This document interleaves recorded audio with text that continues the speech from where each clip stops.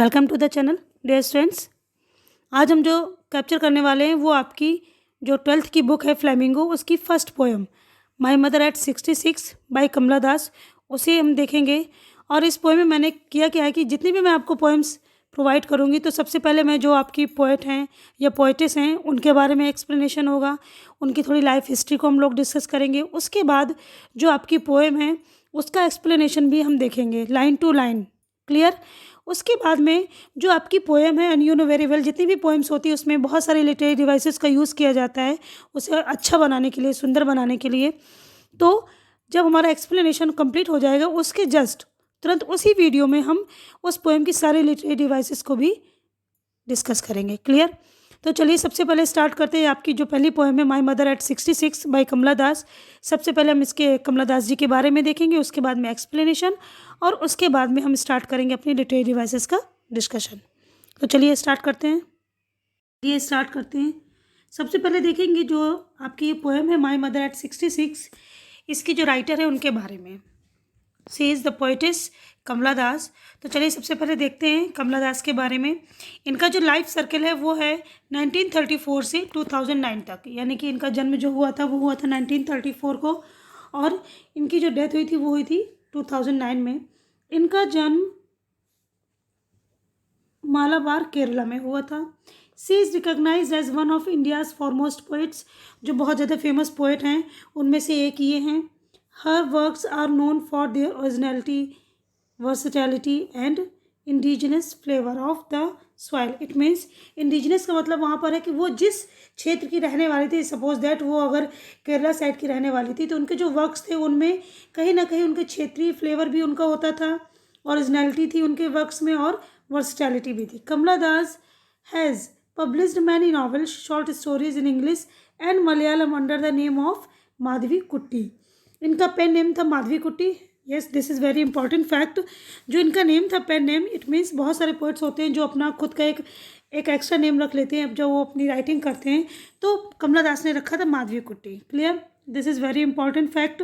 Some of her works in English include the novel alphabet of lust, clear. ये इनका novel था, 1977 में इसको पब्लिश किया गया था। A collection of short stories Padmavati the harlot, इनकी एक शॉर्ट स्टोरी का कलेक्शन भी था पद्मावती द हार्लेट। और एक और स्टोरी है द लिखा हुआ अदर स्टोरीज इन 1992, ये भी इनका एक शॉर्ट स्टोरी का कलेक्शन था। In addition to 5 books of poetry, तो इन्होंने जो पोइट्री की बुक्स लिखी थी वो लगभग 5 थी, लिखा हुआ है in addition to 5 books of poetry. She is sensitive writer, yes, बहुत ही सेंसिटिव राइटर थी और उन्होंने बहुत सारी चीज़ें कैप्चर की, जस्ट लाइक कॉम्प्लेक्स सटल्टीज। जो कॉम्प्लेक्स सटल्टीज है इसका मतलब यहाँ पर है कि परेशानियाँ ऑफ ह्यूमन रिलेशनशिप, यानी कि जो मानव रिलेशनशिप या इंसानों के जो रिलेशनशिप में जिस तरीके की प्रॉब्लम्स होती हैं या कॉम्प्लेक्सिटी होती है, उस चीज़ों को उन्होंने अपना इसमें कैप्चर किया हुआ। और जो ये पोएम है माय मदर एट 66, ये इसी स्टाइल का एक एग्जाम्पल है, क्लियर। चलिए स्टार्ट करते हैं poem. Yes, driving from my parents home to Cochin last Friday morning, I saw my mother beside me, doze open mouth, her face ashen like that of a corpse and realize with pain. It means जब मैं पिछली शुक्रवार की सुबह अपनी माँ और पिताजी के घर से कोचीन की तरफ मैं ड्राइविंग करते हुए जा रही थी तो मैंने अपनी माँ को देखा अपने बगल में सोते हुए और उनका मुंह खुला हुआ था। हर फेस एशन लाइक दैट, उनका जो चेहरा था इस तरीके से मुरझाया हुआ था और वो ऐसा कलरलेस था जैसे कि एक कॉप्स यानी कि एक डेड बॉडी का होता है। एंड रियलाइज विद पेन, और मुझे दर्द भी हुआ इस चीज़ को सोच करके कि मेरी माँ का चेहरा अब ऐसा दिख रहा है जैसे कि वो उनका लास्ट स्टेज हो। That she as old as she looked but soon, yes, that. अब यहाँ पर जब उन्होंने ये बात की कि उनका चेहरा जो था वो जो एक कॉप्स होती है, डेड बॉडी होती है, उसके जैसे उसका फेस या उसकी बॉडी बिल्कुल कलरलेस होती है, उस तरीके से मुझे मेरी माँ का फेस दिख रहा था। तो वो ये कहती that she was as old as she looked but soon put the thought away, as soon put the thought away and looked out at young. तो वो कह रही जब मैंने इस चीज़ को सोचा तो मेरे मन में ये भी आया कि वो बहुत बूढ़ी हैं और जितनी बूढ़ी हैं उस तरीके से वो बूढ़ी दिख रही हैं अभी सोते हुए। जब ये दिमाग पोइटिस के ख्याल में आता है, जब ये ख्याल उनके पोइटिस के दिमाग में आता है तो वो कहते हैं कि मैंने इस विचार को तुरंत ही अपने दिमाग से निकाल करके फेंक दिया। यानी कि वो ये सोचना उन्होंने रोक दिया कि अब मेरी माँ की लास्ट स्टेज है, वो ज़्यादा दिन तक मेरे साथ नहीं रहेंगी। तो कहती मैंने इस ख्याल को अपने दिमाग से निकाल दिया। And then looked out at young trees sprinting. मैंने क्या किया, मैंने बाहर की ओर देखा, जो कि ट्रीज थे, छोटे छोटे ट्रीज, यंग ट्रीज लिखा हुआ है, छोटे छोटे ट्रीज जो कि मेरी गाड़ी के साथ में रन कर रहे थे, दौड़ रहे थे। The merry children spilling, yes, the merry children spilling out of their Holmes. जो बहुत खुश बच्चे थे, खुशी बच्चे थे, यानी प्रसन्नता से भरे हुए बच्चे थे, वो अपने घर से बाहर की ओर दौड़ रहे थे, भाग रहे थे। But after the airports security check standing a few yards, लेकिन जब वो एयरपोर्ट में पहुंची और उनकी चेकिंग के कुछ देर के बाद वो कुछ दूर पर ही खड़ी थी, वहाँ से अभी कुछ दूर पर ही, I looked again at her, मैंने फिर से अपनी माँ की तरफ देखा, मैंने उसकी तरफ फिर से देखा। One pale as a late winter's moon and felt that old familiar ache my childhoods fear. वो ये कह रहे हैं कि जब मैंने फिर से उनकी चेहरे तरफ देखा तो जो यहाँ पर वान लिखा हुआ है, यहाँ पर वान का जो मीनिंग है वो आपका वन का मीनिंग होता है यहाँ पर कलरलेस या वीक, ठीक है। तो कह रहे कि मैंने फिर से उनके फेस की तरफ देखा जो कि पीला पड़ा हुआ, एकदम बिल्कुल कलरलेस दिख रहा था और पीला दिख रहा था। As late winter's moon and felt that old, वो कह रहे हैं कि वो जो उनका फेस था उस समय ऐसा दिख रहा था जैसे ठंडियों के दिनों में जो लास्ट स्टेज पे जो मून होता है रात में, उसकी जैसी दशा होती है, उसकी जैसी छवि होती है, उस तरीके से मेरी माँ दिख रही थी, उसी तरीके से वो बूढ़ी दिख रही थी। फैमिलियर एक, वो ये बात करें कि जो मेरे चाइल्डहुड का जो फियर था, डर था उनके बचपन का, वो एकदम बिल्कुल जाना पहचाना दर्द था, उसी दर्द को मैंने फील किया। But all I said was see you soon Amma, लेकिन इसके बाद भी मैंने उस दुख से उबरते हुए, उस डर से उबरते हुए मैंने अपनी माँ से कहा हम फिर मिलेंगे अम्मा। ऑल आई डिड सा was smile and smile and smile, और इसके बाद मैं सिर्फ उनको देख करके सिर्फ मुस्कुराई और मुस्कुराई और सिर्फ मुस्कुराई। ओके, तो चलिए अभी स्टार्ट करते हैं। जो इस चैप्टर के कुछ आपके लिटरेरी डिवाइसेस हैं, these are very most important for your examination. तो चलिए स्टार्ट करते हैं इसके आगे। फट से देख लेते हैं जो इस आपकी पोएम में लिटरेरी डिवाइसेस कौन कौन सी हैं। और जो मेन लिटरेरी डिवाइसेस हैं वो आपके लगभग 6 से 7 हैं, जैसे simile, metaphor, personification, alliteration, apostrophe, repetition. ये कुछ ऐसे फिगर ऑफ स्पीच हैं जो लगभग हर पोएम में आपकी रिपीट होते हैं और इन्हें पूछा भी जाता है बहुत ज़्यादा। These are very important.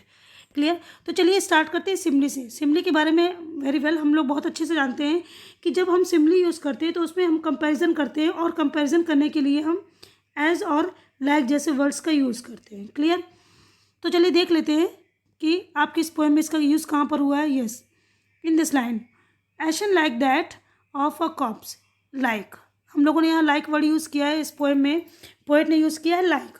Like का यहाँ पे यूज़ करने का मतलब यहाँ पर वो एक कंपेयर कर रही हैं अपनी माँ के फेस का एक कॉप्स यानी कि एक डेड बॉडी के स्किन से कंपेयर कर रही हैं कि उनकी जो फेस की स्किन है वो जैसे डेड बॉडी की स्किन हो जाती है उससे।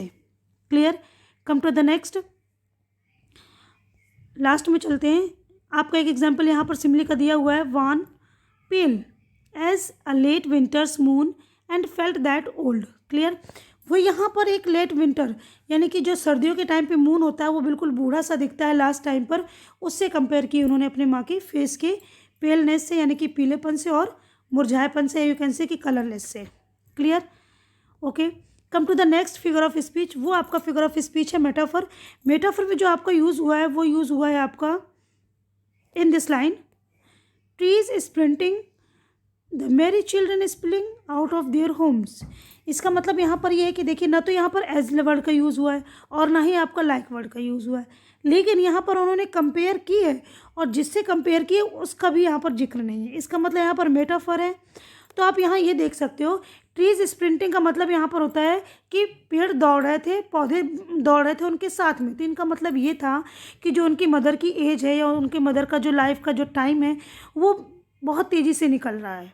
The merry children spilling out of their Holmes, और जो मेरी चिल्ड्रन यानी कि खुशी बच्चों से मतलब उनका ये था कि जितनी भी खुशियाँ हैं और उनके जितने भी अच्छे क्षण हैं वो जल्दी जल्दी उनकी ज़िंदगी से निकलते जा रहे हैं।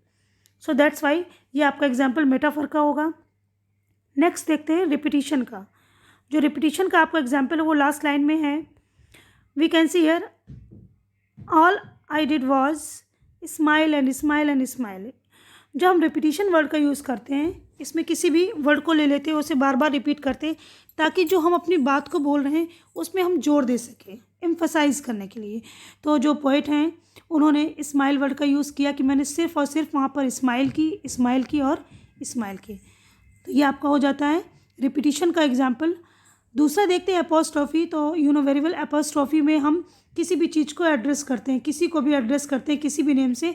तो जो पोइटेस है उन्होंने अपनी अम्मा को एड्रेस किया है, so that's why this is example of address, या you can say apostrophe. Clear.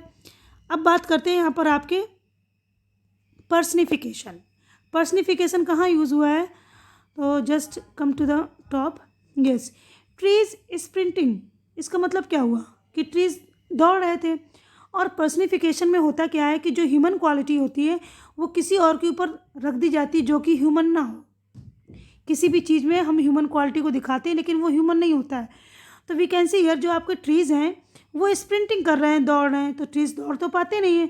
तो यहाँ पर उन्होंने क्या किया कि जो दौड़ने वाली क्वालिटी वो ह्यूमन बींग्स की होती है वो उन्होंने ट्रीज़ के ऊपर डाल दी है। क्लियर। इस वजह से ये हमारा एग्जाम्पल हो जाता है पर्सनिफिकेशन का। क्लियर। तो हमारे जो मेन आपकी फिगर स्पीच से रिलेटेड डिवाइसेस जो आपकी इस पोएम में यूज़ हुई थी उन्हें हमने डिस्कस कर लिया है। बस अब इसके नेक्स्ट वीडियो में हम डिस्कस करेंगे इस चैप्टर के या इस पोएम के आपके MCQ क्वेश्चंस, क्योंकि बहुत ज़्यादा इंपॉर्टेंट है ये पोएम आपकी। और इससे रिलेटेड डिवाइसेस के प्लस आपकी जो पोइटेस है कमला दास, उनके बारे में बहुत सारे क्वेश्चंस फॉर्म हो सकते हैं। तो आप वेट कीजिए और मैं झट से आपके लिए एक वीडियो लेकर के आती हूँ जो कि आपके MCQ क्वेश्चंस का होगा। So keep waiting. Thank you so much for watching.